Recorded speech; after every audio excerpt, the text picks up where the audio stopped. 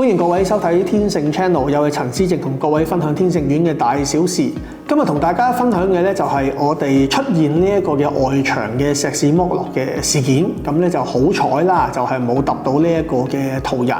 咁但係咧亦都係一個叫做警號嚇。咁我哋嗰個天盛苑30年啦，差唔多係嚇。咁個外牆嗰個老化情況咧都相當嚴重嘅。我哋亦都係過咗咧呢一個嘅叫做係房屋署嘅結構保養嘅嗰個期限都好多年㗎啦，已經係。咁所以咧，如果我哋外牆係有呢一個嘅缺損啊，或者係有一啲嘅叫做維修嘅位嘅話咧，係我哋自己係即係叫做攞錢出嚟做維修嘅啊。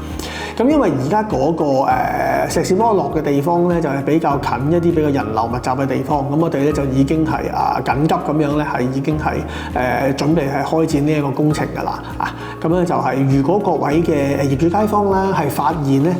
你等 lift 又好啊，或者喺樓下行過又好啊，係發現到一啲外牆嘅一啲缺損嘅地方嘅話咧，咁又不妨用個手機拍一拍。然之後咧就傳去呢一個嘅天盛苑嘅群組裏面，或者咧係呢個逢禮拜一嘅8點到10點鐘，咁咧就去呢一個嘅我哋嗰個管理處嘅呢一個嘅辦公室嗰度，我哋會見各位業主嘅時候咧，去同我哋通報一聲。咁我哋收集到呢一啲咁樣嘅缺損嘅地方啦，咁我哋就係集中一齊咧，就係搭個棚咁樣就係安排做呢一個嘅維修嘅啊。咁我哋就希望咧就可以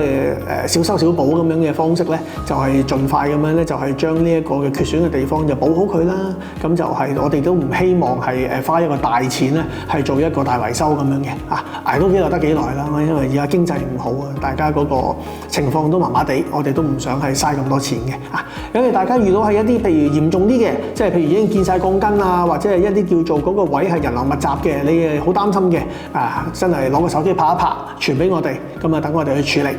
多謝各位。